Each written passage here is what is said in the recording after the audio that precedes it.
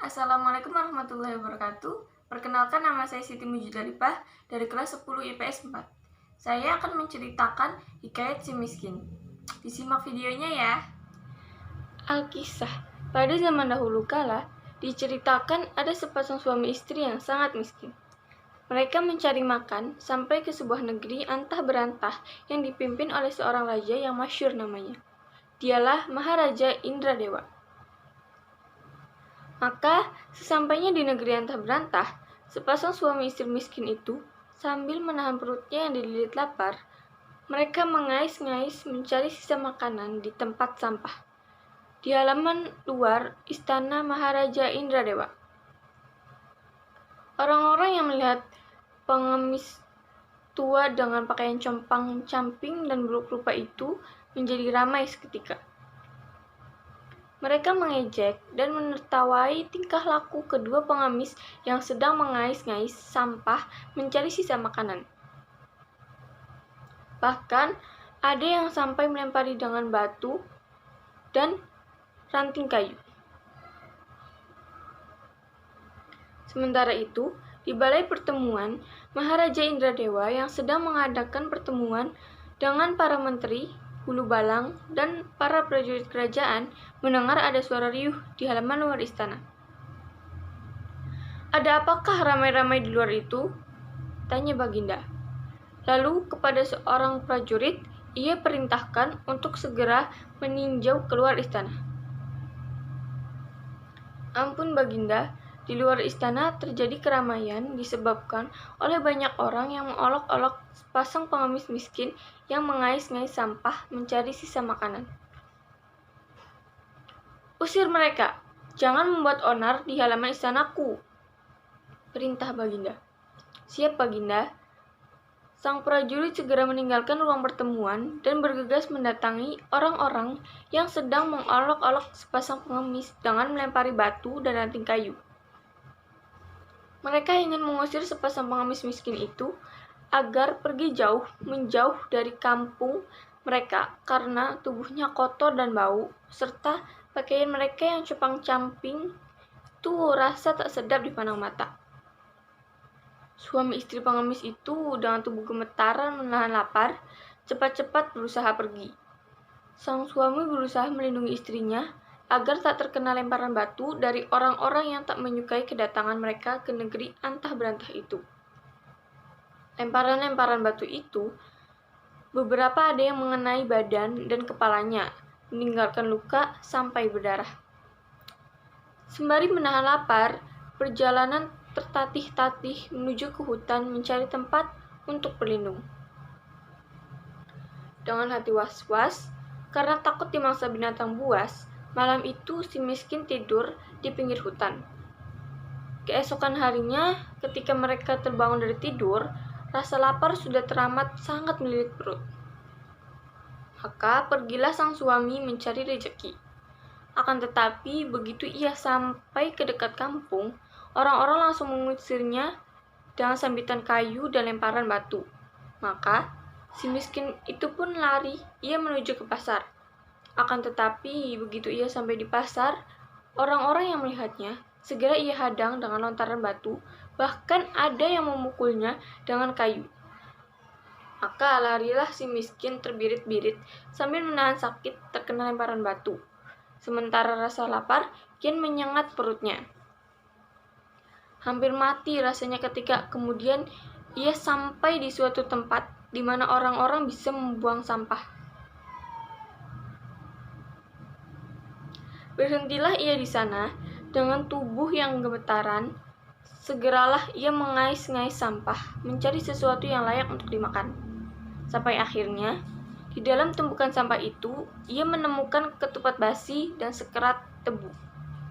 Cepat-cepat ia kembali ke hutan menemui istrinya. Lalu dimakannya ketupat basi yang hanya sebiji itu berduaan. Ketupat habis. Segera dimakannya sekerat tebu. Alhamdulillah, tubuh segera segar kembali setelah beberapa hari tak makan nasi. Demikianlah hidup si miskin itu sehari-hari. Kelaparan menahan lapar, serasa mati dalam hidup. Hendak minta makan ke rumah orang, tapi takut. Jangankan diberi sesuatu, baru sampai ke dekat rumahnya saja sudah diusir. Menjelang petang, si miskin merintih kesakitan sembari menghapus darah-darah yang sudah mengering di tubuhnya.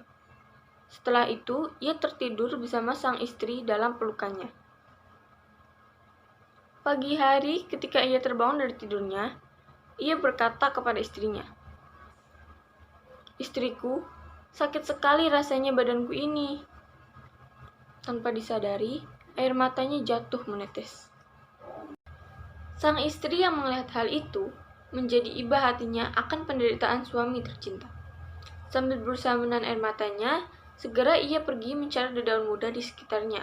Lalu dimamahnya dan dibalurkan ke sekujur badan tubuh suaminya sambil berkata, "Sudahlah, jangan bersedih suamiku. Kita harus kuat menghadapi cobaan ini. Kita sudah terkena sumpah Batara Indra. Kita harus kuat menjalaninya." Mendengar kata-kata istrinya, si miskin menyadari keadaan nasib hidupnya, bahwa sesungguhnya ia memang aslinya seorang raja keindraan yang karena kesalahannya menjadi jatuh miskin dan hidup terlunta-lunta oleh sebab kutukan dari Batara Indra. Si miskin menghela nafas panjang. Tubuhnya terasa segar kembali. Pelan-pelan, ia bangkit berdiri, lalu pergi masuk ke dalam hutan mencari umbi-umbian. Hari berganti hari, berganti minggu dan bulan, dan waktu terus berjalan. Bersama istrinya, si miskin tinggal di tepi hutan.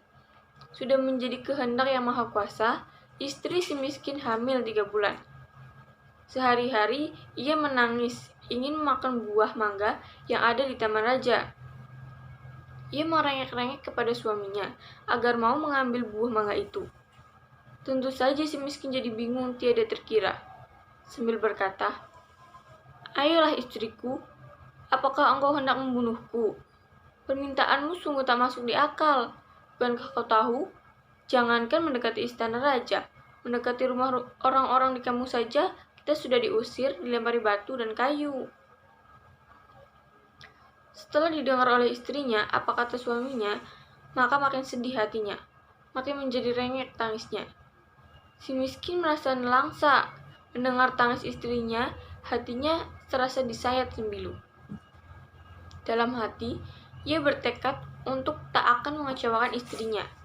Demi anak yang ada di dalam kandungan istrinya, ia rela berkorban apa saja, nyawa sekalipun. Maka, berkatalah ia kepada istrinya, "Diamlah istriku, jangan menangis lagi. Sekarang juga aku akan pergi untuk mendapatkan buah itu." Sang istri pun berhenti menangis. Si miskin segera pergi, bukan ke taman raja, tetapi ia malah pergi ke pasar. Sesampainya ia di kedai yang menjual buah mangga, ia berhenti ragu-ragu. Hendak meminta, takut diisir dan disambit batu ataupun dipukul kayu. Di depan kedai, ia hanya berdiri mematung dengan wajah bingung. Melihat ada orang miskin berdiri di depan kedainya dengan wajah bingung, pemilik kedai keluar dan berkata, "Hai orang miskin, mau apa kau berdiri di depan kedaiku?" Dengan hati ragu, setengah takut si miskin menyahut, "Ampun tuan, saya ini memang orang miskin. Saya mohon belas kasihan tuan. Apabila diperkenankan, saya ingin meminta buah mangga yang sudah terbuang itu, barang sebiji saja."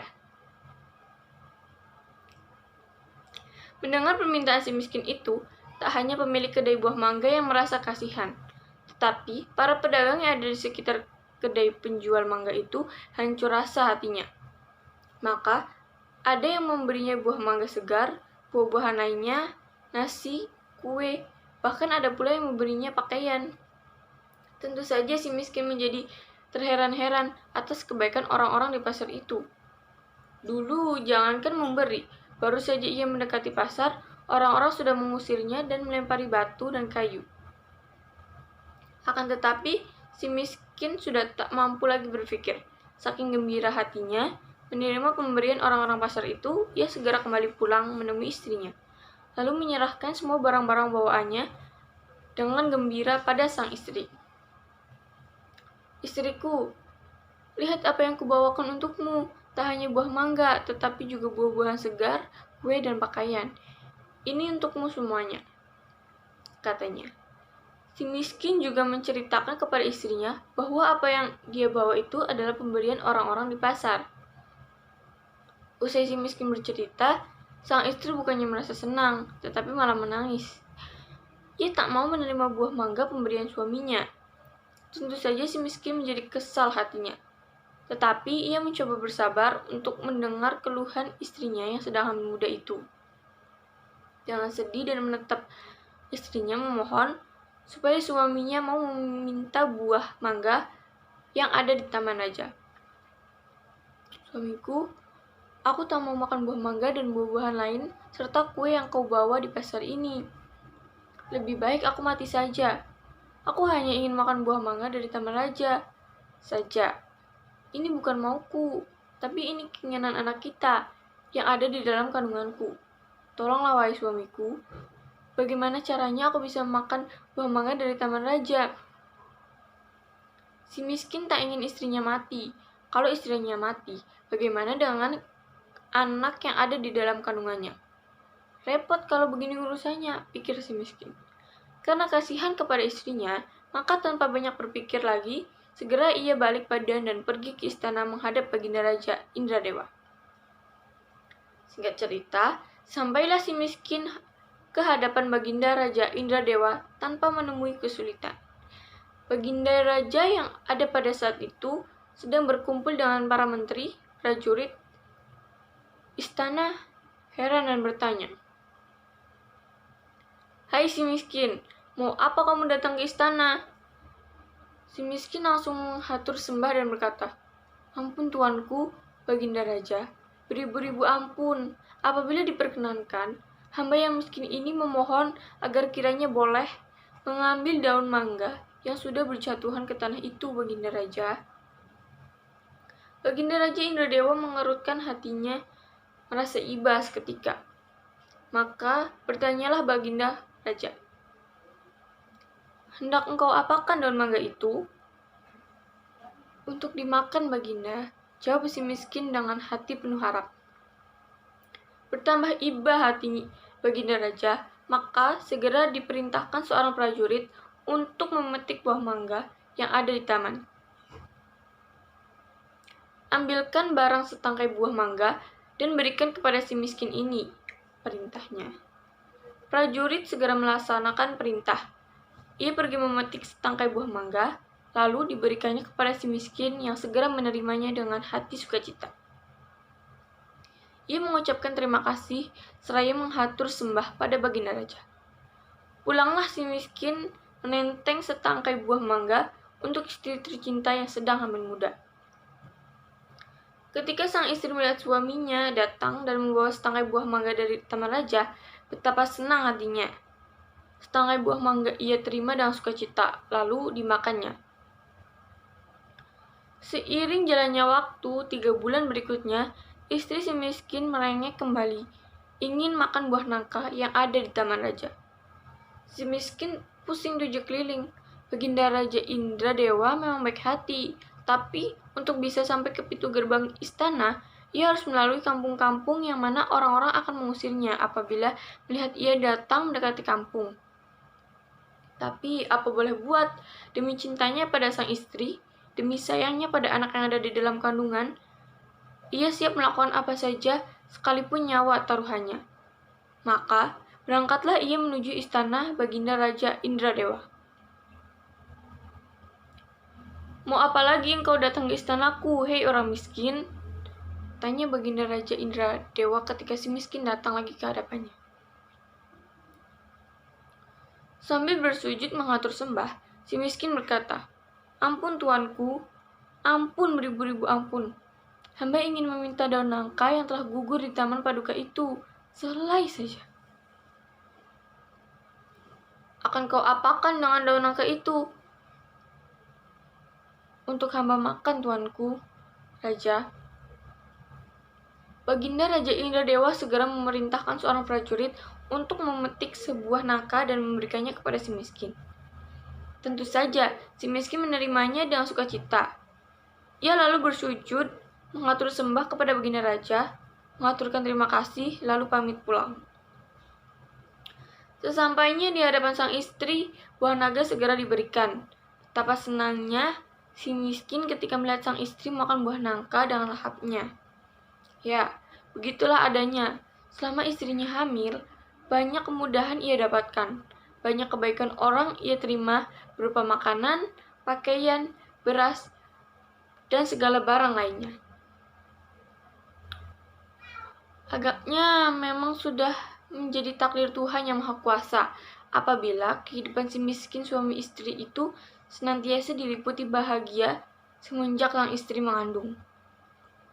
Dan puncak kebahagiaan hidup itu terjadi tatkala rembulan purnama di langit malam. Istri si miskin melahirkan seorang bayi laki-laki yang tampan, sehat, dan elok rupanya. Anak tersebut diberinya nama Marakarma yang artinya anak di dalam penderitaan. Setelah anaknya lahir, si miskin membuat gubuk untuk berteduh.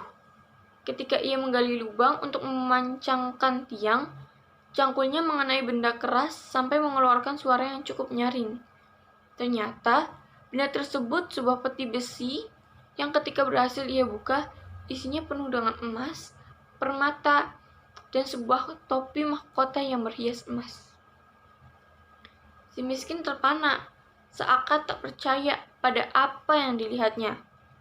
Tanpa disadarinya, dengan gemetar tangannya meraih topi mahkota yang ada dalam peti tersebut. Maka, dengan kehendak Tuhan yang Maha Kuasa, terjadilah sebuah istana kerajaan lengkap dengan segala perabotan, pengawal, dan prajurit. Si miskin menjadi rajanya dengan nama Maharaja Indra Angkasa. Dan istrinya menjadi permaisuri dengan nama Ratna Dewi. Kerajaannya bernama Puspasari. Singkat cerita, kerajaan Puspasari mulai terkenal kemana-mana. Rajanya baik dan bijaksana, negara aman sentosa. Rakyatnya makmur dan damai. Maka bertambahlah kebahagiaan Maharaja Indra Angkasa ketika tak seberapa lama kemudian lahirlah adik, Marakarma, perempuan, diberi nama Nila Kesuma. Kerajaan Puspasari bertambah masyhur. Berita tentang kemasyhuran kerajaan Puspasari akhirnya sampai ke telinga Maharaja Indradewa di negeri antah berantah yang membuatnya menjadi iri dan merasa tersaingi. Ketika kemudian tersiar kabar kalau Maharaja Indra Angkasa mencari ahli nujum untuk mengetahui peruntungan nasib kedua anaknya di masa depan, Maharaja Indradewa memanfaatkan kesempatan baik ini. Segera ia kumpulkan semua ahli nujum dan dihasutnya supaya mengatakan kepada Maharaja Indra Angkasa kalau kedua anaknya itu, Marakarma dan Nila Kesuma, akan datangkan malapetaka yang bisa menghancurkan kerajaan Puspasari. Siasat licik dari Maharaja Indradewa berhasil ketika mendengar hasil ramalan dari para ahli nujum kalau kedua anaknya akan mendatangkan malapetaka bagi kerajaan Puspasari. Maharaja Indra Angkasa langsung marah-marah. Setelah ia menghampiri kedua anaknya, Marakarma dan Nila Kesuma hendak dibunuhnya. Permaisuri Ratna Dewi berusaha menghalangi maksud suaminya. Sambil menangis terseduh-seduh, ia memohon kepada sang suami agar kiranya jangan sampai membunuh kedua putra tercinta. Demi melindungi kedua putra-putrinya itu, permaisuri memohon dengan sangat agar kedua anak itu dikeluarkan saja dari istana. Tanpa pikir panjang lagi, Baginda Maharaja Indra Angkasa langsung mengusir kedua anaknya keluar istana. Tak beberapa lama setelah Marakarma dan adiknya pergi meninggalkan istana, kerajaan Puspasari terbakar habis. Semuanya musnah dan bersambung.